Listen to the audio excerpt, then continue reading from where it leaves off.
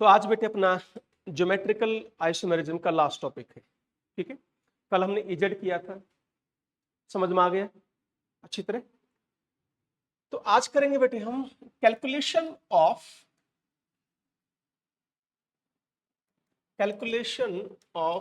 Geometrical isomers. Calculations of geometrical isomers है बेटा। देखिए, तीन हमारे पास फॉर्मूले हैं, उन्हीं का आपको ध्यान रखना है। पहला बेटे,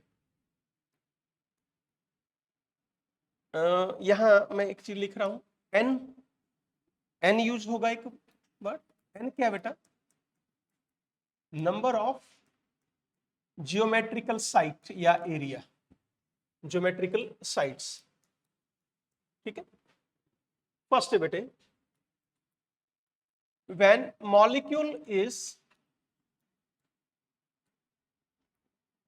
अनसिमेट्रिकल, यदि हमारे पास मॉलिक्यूल कैसा हो, अनसिमेट्रिकल हो, तो बेटा जो टोटल नंबर ऑफ मॉलिक्यूल्स आएंगे या टोटल ज्योमेट्रिकल आइसोमर्स जो आएंगे 2⁻n आ जाएंगे। ठीक है, तो n हमने क्या बताया है, बोलो नंबर ऑफ ज्योमेट्रिकल साइट्स कितनी है, वो है बेटे। ठीक है, सेकंड है बच्चों, if molecule is symmetrical, if molecule is symmetrical, ऐसे केस में हमारे पास इसके फर्दर दो केसेस आते हैं सेकंड के बेटा। ठीक है, क्या? पहला है in case of even number of what, double bond या even number of geometrical site, even number of geometrical site. तो फॉर्मूला है बेटे 2⁻n-1 प्लस 2⁻n/2-1, ये फॉर्मूला हमने अप्लाई करना है बेटा। ठीक है, सेकंड बेटा, यदि हमारे पास odd number of geometrical sites हैं तो देन 2⁻n-1 प्लस 2⁻n-1/2। ठीक है, ये आप तीन फॉर्मूले आपको याद रखने हैं। ठीक है, इसमें ध्यान से देखेंगे, बस यहाँ लास्ट वाली में जिसमें डिफरेंस है आपका। ठीक है, करें क्वेश्चन शुरू। ओके, मैं आपको क्वेश्चन दूंगा, आपको करना क्या है, यही बताना है कि कितने total number of geometrical isomers बनेंगे। ये है बेटे अपना क्वेश्चन। ओके, चलो फर्स्ट क्वेश्चन करते रहिए, फिर मैं आंसर आपकी मैच करवाऊंगा। फिर पहले आप अपनी नोटबुक में करें, this is first, second,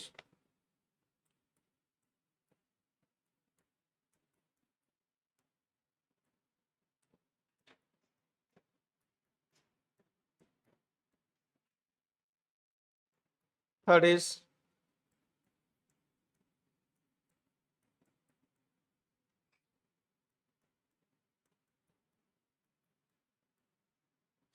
CS3 and fourth is your CS3 CH double bond CH CH double bond CH CS2D. We have these four questions. So now first case क्या है बेटे आपका? फर्स्ट केस में क्या बनेगा, सिर्फ सिस और ट्रांस ही आ सकते हैं और कोई पॉसिबिलिटी है ही नहीं। आपकी क्या है बेटा, एक ही क्या है, ज्योमेट्रिकल साइट है, तो हेयर आंसर विल बी 2। ठीक है, सेकंड में बताइए, ध्यान से देखिएगा, करना क्या है आपको, दो चीजें चेक करनी है बेटा, कि मॉलिक्यूल इज सिमेट्रिकल और not and number of geometrical site, ये दो चीजें चेक करोगे। नाउ मॉलिक्यूल क्या है बेटे आपका, दिस इज अनसिमेट्रिकल मॉलिक्यूल है।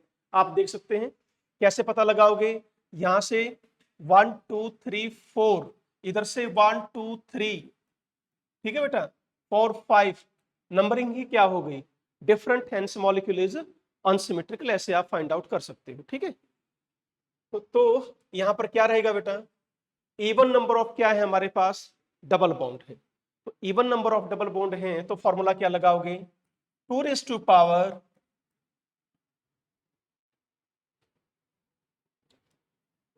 2 रेज टू पावर क्या था बेटे 2 माइनस 1 प्लस बताओ 2 रेज टू पावर 2/2 माइनस 1। एक मिनट क्या कर रहे हैं अरे बच्चों मॉलिक्यूल क्या है अनसिमेट्रिकल है ना बेटा, तो फाइनल क्या रहेगा 2 raise to power 2, answer is 4। Clear हुआ? तो अनसिमेट्रिकल में सिंपल फॉर्मूला लगाना है 2 रेज टू पावर n। ये बताइए बेटे now this molecule is your symmetrical, ये क्या है सिमेट्रिकल है बेटा, तो और इवन नंबर है तो यहां फॉर्मूला कैसा लगाओगे 2 रेज टू पावर 2 माइनस 1, ठीक है, प्लस बेटा 2 रेज टू पावर 2 बाई बोलो क्या था 2/2 n/2 था ना बेटे, ठीक है, तो 2 माइनस 1 यहां पर क्या है 2 raise to power 1 plus 2 raise to power 1 minus 1 2 raise to power 1 2 2 raise to power 0, so answer is 2 + 1, so answer कितना आ गया हमारा 3 आ गया आंसर। कर पाएंगे? Now this is your what will be the answer here 4। ध्यान से ये CS2D है और ये आपका CS3 है, ये और देखना है डबल बॉन्ड को तो हमें क्या मिली सेम नंबरिंग मिली। हाँ बेटा यहां से देखो इस केस में हमने क्या बताया था यहां ये प्योर एल्कीन थी, सिर्फ कार्बन और हाइड्रोजन ही थे आपके, ठीक है। यहां पर क्या है बेटे डबल बॉन्ड को आप किसी भी साइड से देखेंगे नंबरिंग तो सेम मिली, पर ध्यान क्या रखना ये एंड और ये एंड क्या हुआ डिफरेंट हुआ, so this molecule is your unsymmetrical. Clear है बोलो? अनसिमेट्रिकल होते ही 2 raise to power 2 answer is 4। Clear हुए 4 क्वेश्चंस। अब एक बार यहां आते हैं दोबारा थर्ड क्वेश्चन पे, क्या क्या पॉसिबिलिटी है बेटा ध्यान से देखेंगे। पहली पॉसिबिलिटी हो सकता है दोनों पर जेड हो, ठीक है, दोनों पर क्या हो ई हो, या बेटे यहां जेड हो यहां ई हो, या यहां ई हो और यहां जेड हो। ये जो हमने लिखा है थर्ड और फोर्थ ये सेम है, एक ही बात है, कल भी मैंने आपको कराया था, याद आ रहा है? हमने प्रेफरेंस किसको दी थी जेड को, लोअर प्रेफरेंस दी थी ना हमने। नंबरिंग जब आप करोगे तो किसको दोगे आप पहले छोटा नंबर जेड को दोगे न कि ई को, तो कौन सा प्रेफर किया जाएगा बेटे यहां पर third one that will be prefer. क्या चारों क्वेश्चन क्लियर बढ़िया के? ठीक है देखो नेक्स्ट है बेटा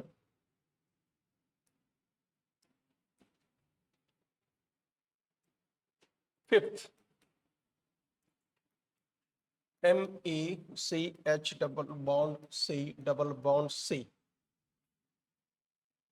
double bond CH double bond CHME। आप कैलकुलेट कर लीजिए, ठीक है, फिर बताते हैं आंसर मैं फिर बाद में करवाऊंगा। चलो करते रहिए आप, शाबाश।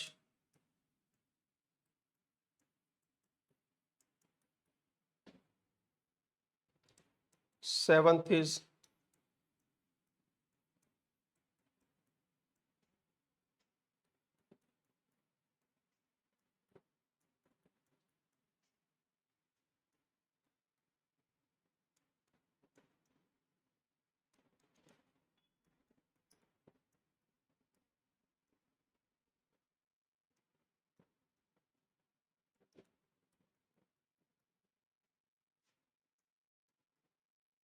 एंड वन मोर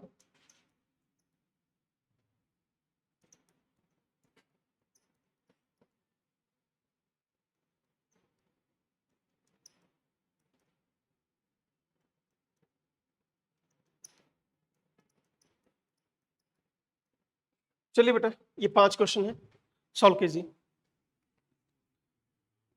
शाबाश। पहले क्वेश्चन में देखिए आंसर इज योर 4। क्लियर है ना? ओके आपको ज्योमेट्रिकल साइट और बतानी है, क्या ये ज्योमेट्रिकल साइट है? यस तो एक now this is your complete geometrical site. समझ गए बेटा? यदि आपके ओड नंबर ऑफ क्या थे कॉन्टिन्यूअस डबल बॉन्ड थे और टर्मिनल एंड क्या हो डिफरेंट हो तो वो क्या गिनी जाएगी ज्योमेट्रिकल साइट गिनी जाएगी, याद है? तो यहाँ पर कितनी हुई बेटा, टोटल 2 ज्योमेट्रिकल साइट है, अनसिमेट्रिकल है, 2⁻², आंसर इज 4। Any doubt? चलिए सेकंड बताओ बेटा, नेक्स्ट। नाउ मॉलिक्यूल, पहली चीज ये ज्योमेट्रिकल साइट है, यस, ये है, यस, ये नहीं है बेटा, बिकॉज यहां पर दोनों क्या है आपके H है। तो we have here 2 geometrical site but molecule is symmetrical. Molecule क्या है, सिमेट्रिकल है। ध्यान से देखो, टोटल कहीं से देखो बेटा, मॉलिक्यूल क्या लग रहा है, सिमेट्रिकल हुआ।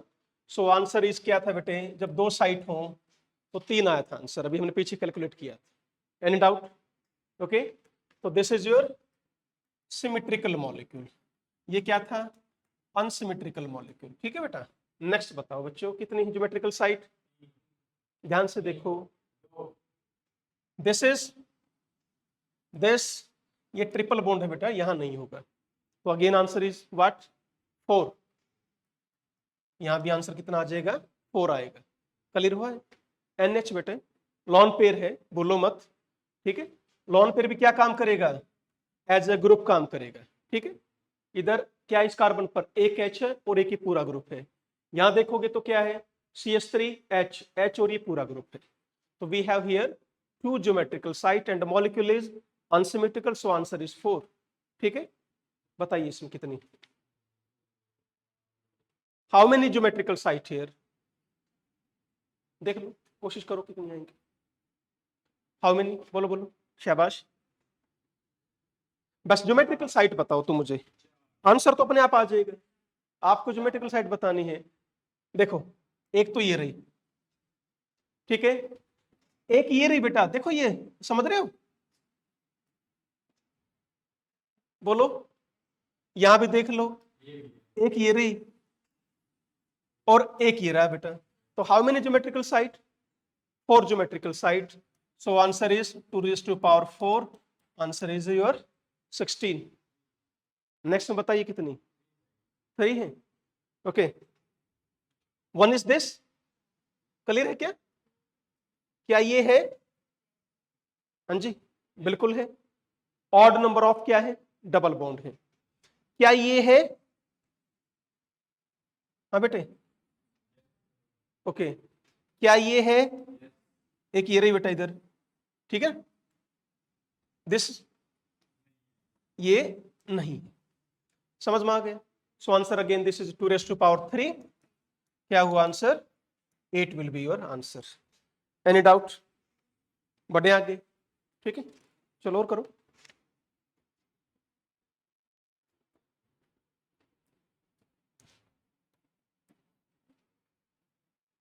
टेंथ,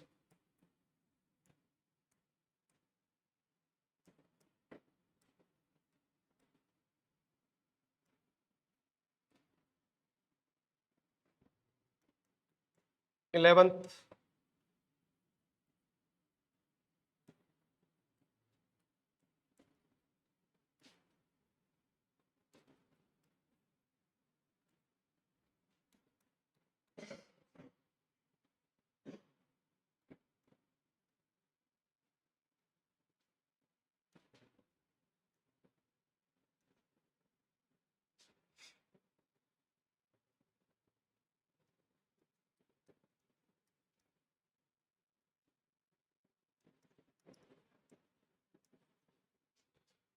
चलिए बेटा बताइए मुझे एक बार अब, solve this question. First one,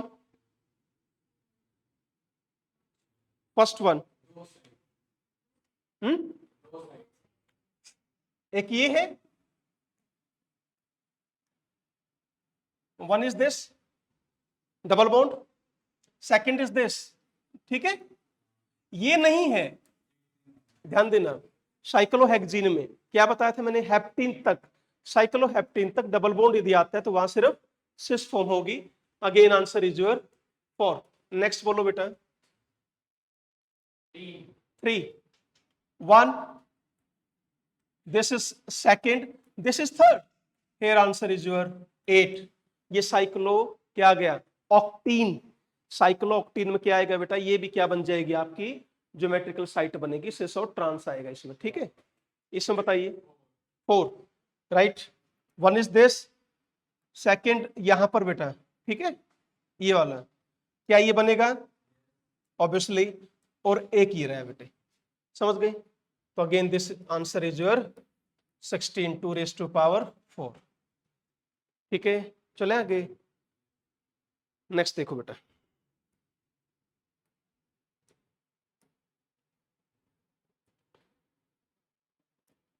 13 है ना, 13 है,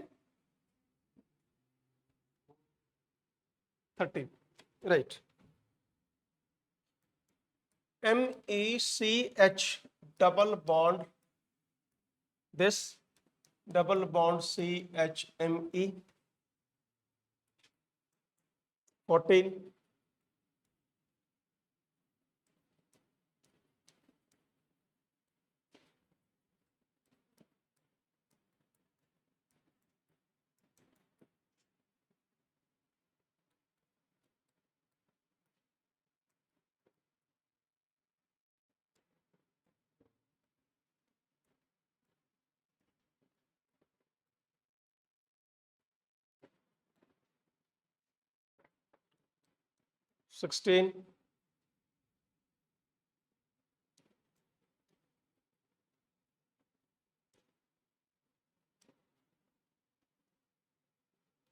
चलो करो,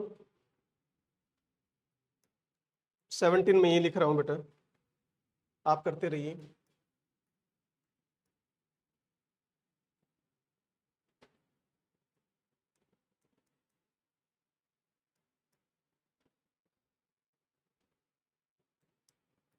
eighteen is your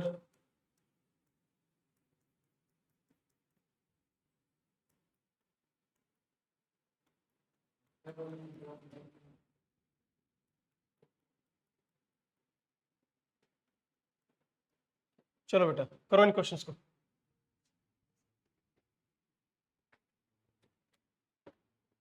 do fast,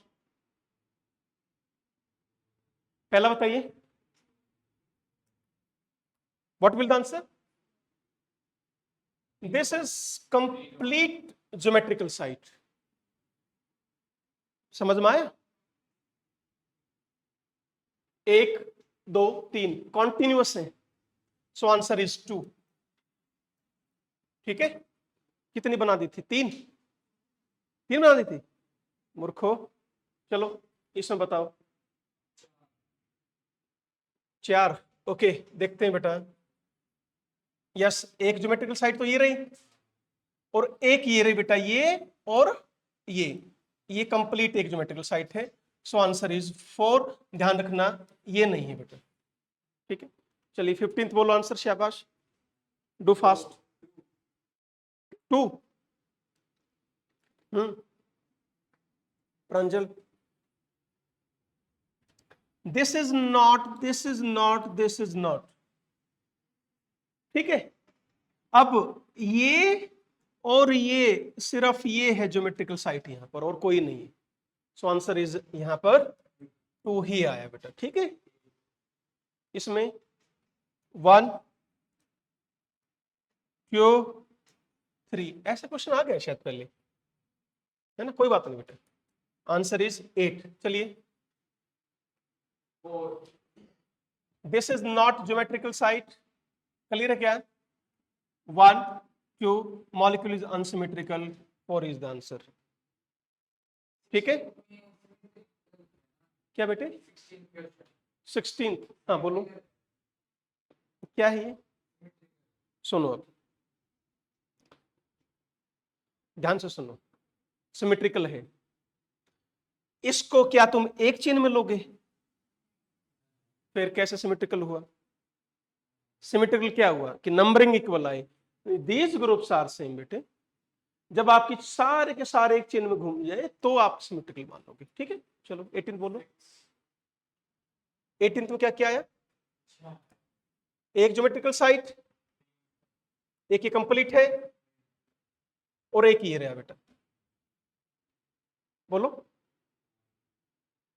तो 6 कैसे आए बेटे? अच्छा सिमेट्रिकल है, ओके राइट राइट, ठीक है। तो 2 raised to power 3 n-1 था ना, 2⁻³ - 1 प्लस 2⁻, फिर क्या था बेटे 3/2,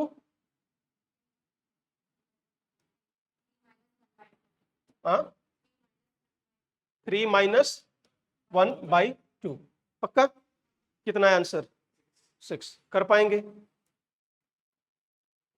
इसमें क्या आ रही है odd number of geometrical site.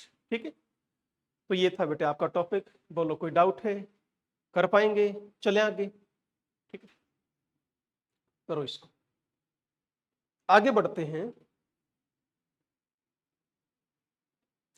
इसको नेक्स्ट है बेटे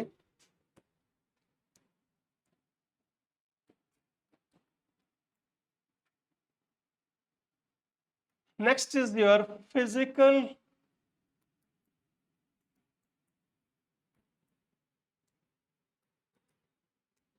properties of geometrical isomerism.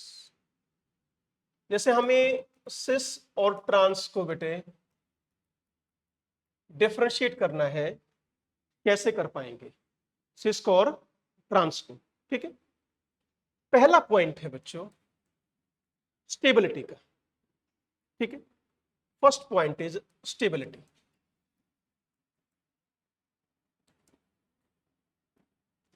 Basic difference क्या है सिस में और ट्रांस में, मैं आपको 3-4 एग्जांपल दूंगा, आपको फाइंड आउट करना है। यूजुअली पहले पॉइंट लिखते हैं, usually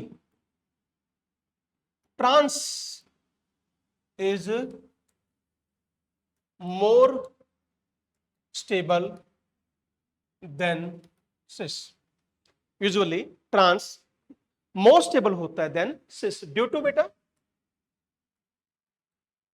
less steric hindrance.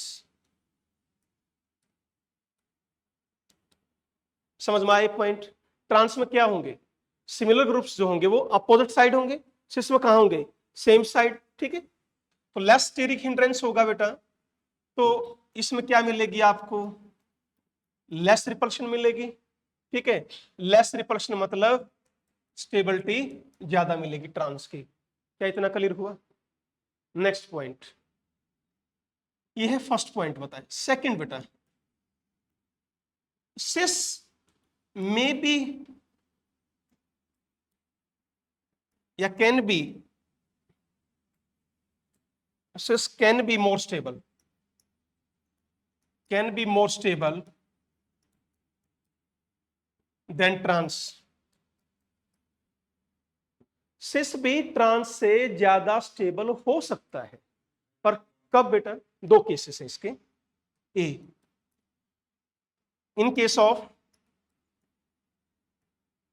Opposite charge, in case of opposite charge, opposite charge यदि आते हैं। सेकंड है बेटा इंट्रा मॉलिक्यूलर हाइड्रोजन बॉन्डिंग। ठीक है, ये है बेटा पॉइंट्स आपको स्टेबिलिटी के लिए ये याद रखने हैं। ठीक है, एग्जाम्पल हम लेते हैं। चलो नेक्स्ट पॉइंट लेंगे, एग्जाम्पल देखो नेक्स्ट। यदि हम आपसे पूछा जाए cis butene and trans butene, this is your cis butene and trans butene, तो बिल्कुल हम बता सकते हैं यहां क्या होगी बेटे, इन दोनों में रिपल्शन होगी, डिस्टेंस कम है, रिपल्शन ज्यादा होगी, स्टेबिलिटी कम हो जाए। सिंपल सा क्वेश्चन दिया बेटा। ठीक है, ट्रांस में क्या है बिल्कुल अपोजिट है, रिपल्शन बिल्कुल ना के बराबर है, स्टेबिलिटी ज्यादा रहेगी। क्लियर है। सिमिलरली मैं आपको अभी ये नेक्स्ट क्वेश्चन दे रहा हूं,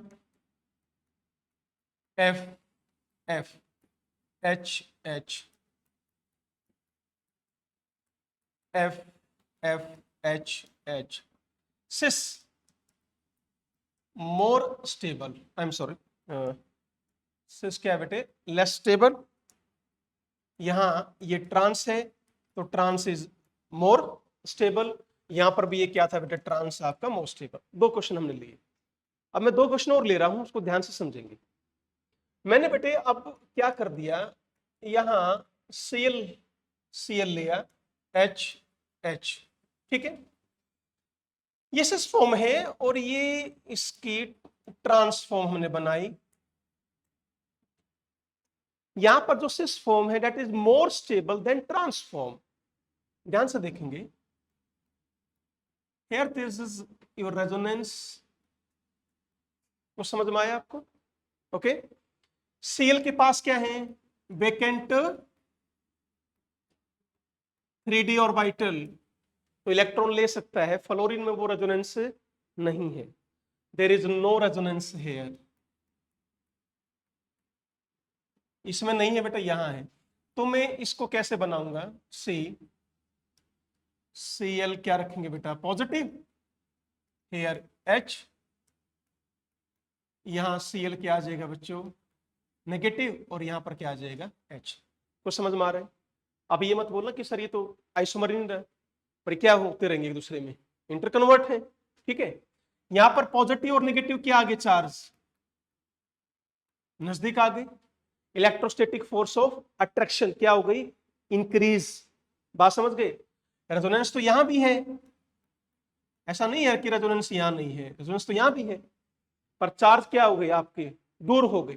पॉजिटिव नेगेटिव इसमें क्या हो जाएंगे, दूर हो जाएंगे। यहां क्या है, नजदीक है। तो सिस में पॉजिटिव और नेगेटिव चार्ज के बीच में तो डिस्टेंस होगी बेटे, वो क्या होगी, कम होगी। कम होगी तो अपोजिट चार्ज है, इलेक्ट्रोस्टैटिक फोर्स ऑफ अट्रैक्शन ज्यादा होगी, स्टेबिलिटी ज्यादा होगी। क्लियर है ना? तो यहां पर देख कहेंगे क्या, अपोजिट चार्ज क्या है बेटे, नियर है, उससे क्या होगा, इलेक्ट्रोस्टैटिक फोर्स ऑफ अट्रैक्शंस क्या हो जाएगी, बढ़ जाएगी, देयरफॉर स्टेबिलिटी भी बढ़ जाएगी। Any doubt? Likewise, we can take one more question. Here, this is OHCl, HH, है ना? Here OHCl, सेम क्वेश्चन यहां पर है बेटा, एग्जैक्टली सेम। यहां पर भी वही रेजोनेंस का केस आएगा। Again this cis form is more stable and this is less stable. यदि यहां पर F होता तो trans will be more stable and cis will be less stable. Clear हो रहा है? Any doubt? क्या कहा मैंने? यहां देख लो, ये क्वेश्चन ऐड भी कर लेना।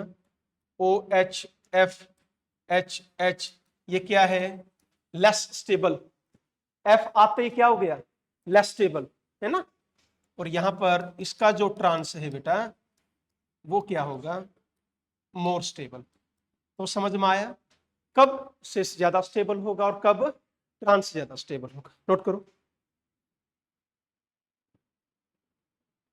बढ़े आगे। ऐसे ही सेकंड केस हमने क्या बताया था बेटे, intramolecular hydrogen bonding. This is your malic acid और ये है बेटे आपका इसी का फ्यूमेरिक एसिड ट्रांसफॉर्म। इसका कॉमन नेम क्या है, फ्यूमेरिक एसिड, राइट। यहां पर भी जो सिस है वो ज्यादा स्टेबल है due to the presence of, बोलो क्या बनाओगे इन दोनों में, हाइड्रोजन बॉन्डिंग होने की वजह से इनकी जो ऑब्वियसली बॉन्डिंग बनेगी तो स्टेबिलिटी क्या होगी, बढ़ेगी। बताओ कोई डाउट हो तो आगे चले। ओके ठीक है, कर लो इस क्वेश्चन को।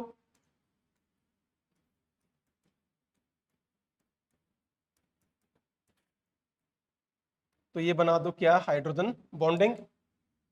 सो दिस इज मोर स्टेबल, तो क्या है बेटा ये, this is intramolecular hydrogen bonding, और bonding always increase stability. So that's all about comparison of stability between cis and trans।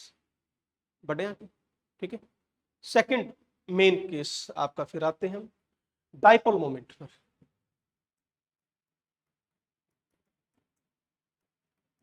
Dipole moment. यहां भी कुछ पॉइंट, इंटरेस्टिंग पॉइंट है। क्या बेटे देखो, पहली चीज, dipole moment, cis dipole moment of cis can never be zero. पहला क्वेश्चन, सिस का कभी भी जीरो नहीं हो सकता। डाइपोल मोमेंट किसका, ट्रांस का, may be zero, may not be zero, दोनों बातें। ठीक है, मैं आपको 5 पॉइंट बताऊंगा। पहला क्या बताया, सिस का कभी जीरो नहीं करोगे, ट्रांस का जीरो हो सकता है या ट्रांस का जीरो नहीं भी हो सकता। Next point, dipole moment of cis greater than trans, greater than trans कब, if molecules, if groups are present, if same nature of groups are present, यदि ये हो बेटा, सेम नेचर हो तो सिस का ज्यादा होगा, अदरवाइज ट्रांस का ज्यादा हो जाएगा। ये सेम नेचर का मतलब समझते हो, एग्जांपल देख समझाऊंगा। देखो नेक्स्ट बेटा, ट्रांस का ज्यादा हो सकता है सिस से, कब, if different nature of groups are present. ये 5 पॉइंट हमने लिखने। तो पहले मैं इसी को ले रहा हूं बेटा, बिल्कुल आसान एग्जांपल से उठाते हैं। Cl as you know very well, dipole moment is a vector quantity। Main role किसका है, डायरेक्शन का ही है। मेन रोल तो किसका है, बेटे चाहे मॉलिक्यूल आपका नॉन पोलर ही क्यों ना हो, बॉन्ड तो उसका भी पोलर है, बॉन्ड उसका भी पोलर ही है। तो वो तो देखना ही नहीं है मैं बॉन्ड पोलर है नहीं, वो तो होगा ही। सिर्फ किसको छोड़ के, होमोडाइएटॉमिक मॉलिक्यूल को छोड़ दो, उसका तो बॉन्ड है ही क्या, नॉन पोलर। अदरवाइज कोई भी मॉलिक्यूल हो, चाहे पोलर है चाहे वो नॉन पोलर है, उसका बॉन्ड हमेशा पोलर ही होता है। मैं बॉन्ड की बात कर रहा हूं। ठीक है, यहां आ जाओ, देखो नाउ डायरेक्शन कहां से कहां तक होगी मेरे बच्चों, बताओ, क्लियर। डायरेक्शन क्या यही मिलेगी आपको, chlorine is more electronegative, am right to you, clear है। यहां बेटे, यहां डायरेक्शन क्या हो गई आपकी, अपोजिट। ये सिमिलर डायरेक्शन में काम कर रहे हैं और ये आपके अपोजिट डायरेक्शन में काम कर रहे हैं। यहां पर क्या है, कॉस थीटा की वैल्यू 180, और 180 आते ही आंसर हमारा डाइपोल मोमेंट का 0 आता था।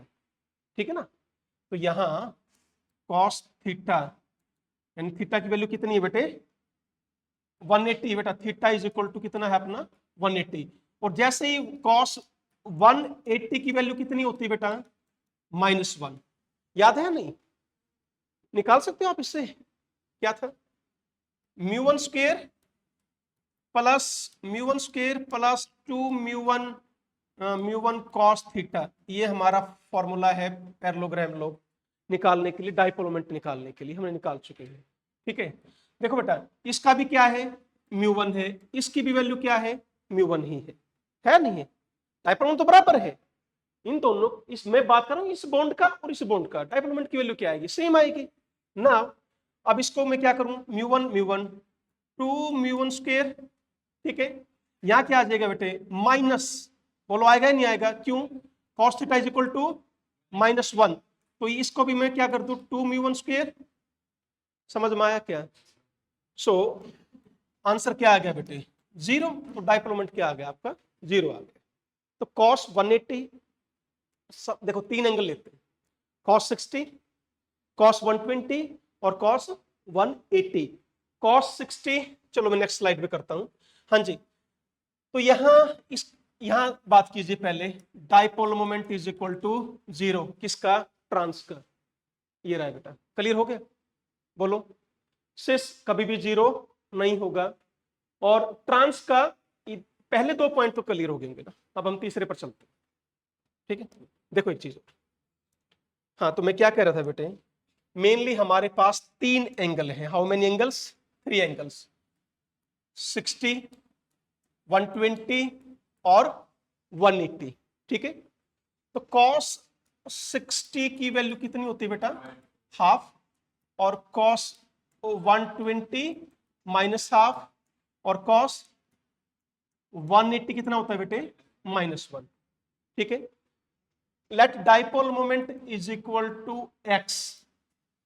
ठीक है, तो इन तीनों की वैल्यू कैसे निकालोगे? फर्स्ट की देखो बेटा, μ1 square plus μ1 square plus 2 μ1 into 1/2।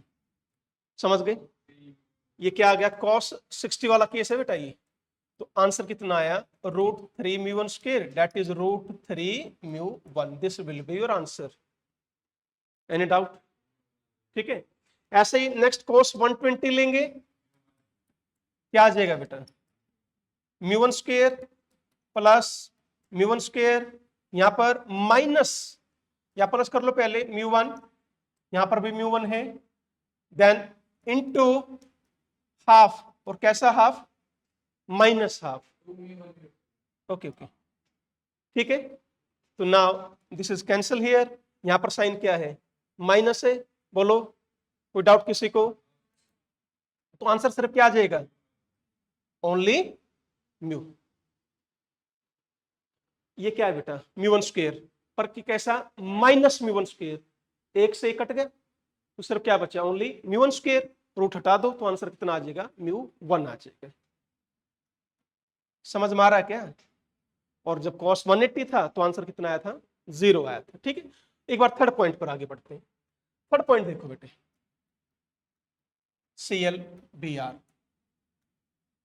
क्या हम थर्ड पॉइंट से एक्सप्लेन कर सकते हैं कि सर इसका डाइपोल मोमेंट ट्रांस का यहां पर 0 नहीं होगा?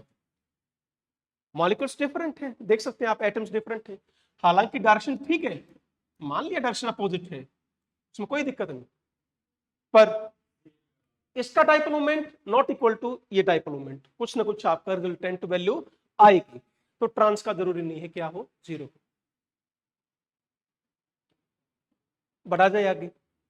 ठीक है, अच्छा बेटा एक चीज और देखिएगा, हमारा ये पॉइंट पे क्लियर हो गया, फोर्थ भी तो हो गया ना क्लियर। अब हमारा सिर्फ फिफ्थ रहता है, ये आ चुका है, देखो ये रहा mu is greater than trans. अब आगे म्यू ट्रांस, ट्रांस का भी ज्यादा हो सकता है बेटे। ठीक है, किस केस में होगा देखेंगे। तो म्यू ऑफ ट्रांस कब होगा? म्यू ऑफ सिस से। क्या बताया है? जब मॉलिक्यूल आपके डिफरेंट नेचर के, राइट?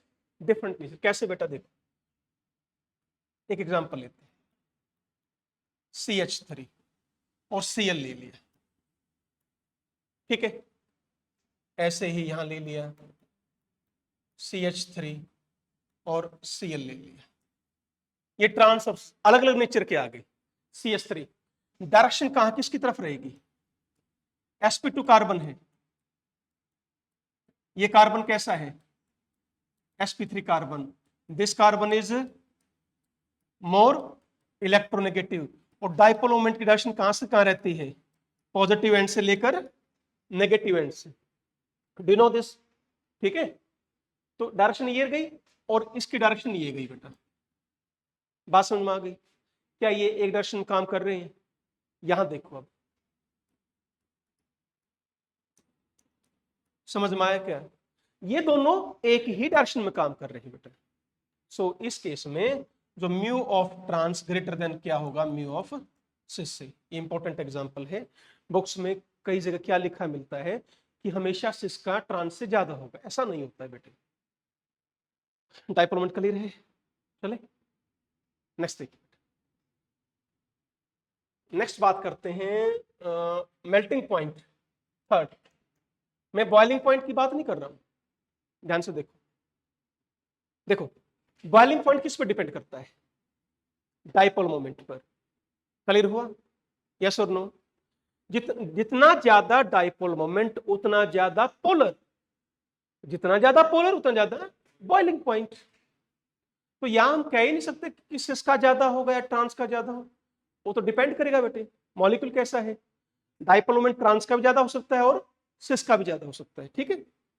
सीधी सी बात क्या है, यदि आपको फिर भी करना हो क्या क्या ले बेटे, पोलैरिटी, पहली चीज पोलैरिटी, दूसरी चीज बेटा बॉइलिंग पॉइंट, तीसरी चीज क्या ले लें, फोर्स ऑफ अट्रैक्शन ले सकते हैं ना, चलो ये तो छोड़ो, सॉल्युबिलिटी इन पोलर सॉल्वेंट, ठीक है। ये सारी किस पे डिपेंड करेंगी बताओ मुझे एक बार, सारी की सारी किसके ऊपर डिपेंड करेंगे, है ना। एक डेंसिटी और दे देते हैं, all are directly proportional to value of dipole moment. अब हम यहां ये नहीं कह पाएंगे बेटे कि सिस का ज्यादा हो गया ट्रांस का, वो हमने चेक करना है, जिसका डाइपोल मोमेंट ज्यादा हो जाएगा उसकी ये सारी चारों चीजें ज्यादा हो जाएगी।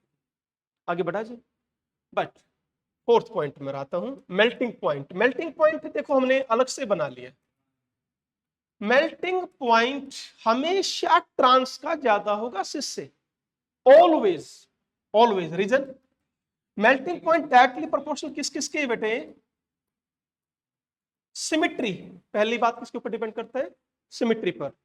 दूसरी बात क्लोज पैकिंग पर, किस पर डिपेंड करेगा बेटे, जितनी ज्यादा क्लोज पैकिंग हो जाएगी। Third, inversely proportional to empty space. ये बात समझ में आई बच्चों, जितना मॉलिक्यूल्स के बीच में एम्प्टी स्पेस कम होगा उतना मेल्टिंग पॉइंट ज्यादा हो जाएगा। तीन बातें हमने की हैं, सिमिट्री पर, क्लोज पैकिंग पर और एम्प्टी स्पेस पर। क्लियर है।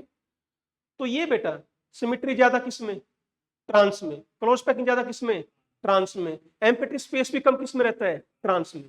देखो ये मैंने कोई ट्रांसफॉर्म ले ली, तो ट्रांसफॉर्म बिल्कुल नजदीक नजदीक आकर आपकी सेट हो जाती है बेटे। तो हमेशा ऑलवेज क्या देंगे, ऑलवेज क्या लिखें, मेल्टिंग पॉइंट ट्रांस का ज्यादा होता है किससे, सिस से। बॉइलिंग पॉइंट नहीं कहोगे, सिर्फ क्या बेटा, मेल्टिंग पॉइंट। बढ़ा जाए आगे, कोई डाउट किसी को, ठीक है। लास्ट पॉइंट ले सकते हैं, साइक्लाइजेशन। अभी आपने एक ये एग्जांपल लिया था,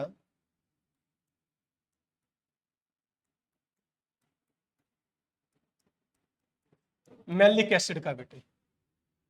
हम यदि हीट करें इसको in the presence of P2O5 we can remove the water molecule from here, ठीक है। तो HC double bond OC double bond O, तो क्या बन गया बेटे,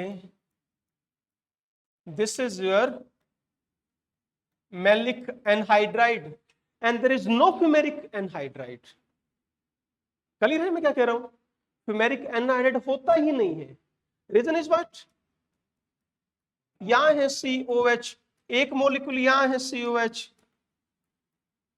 आप जब आप हीट करते हो P2O5 तो यहां से आप एनहाइड्राइड की फॉर्मेशन कर ही नहीं सकते, आप रिमूवल ऑफ वाटर कर ही नहीं सकते बेटे आप। तो इस तरह हम इनको डिफरेंशिएट कर सकते हैं। समझ में आ गया आज का सारा। तो ज्योमेट्रिकल आइसोमेरिज्म कंप्लीट हुई। कल हम स्टार्ट करेंगे बेटे अब आपका ऑप्टिकल आइसोमेरिज्म। आप ये समझिए लास्ट टॉपिक पर आ गए हैं हम GOC की, उसके बाद रिएक्शन शुरू करेंगे, ठीक है। थैंक यू बेटा।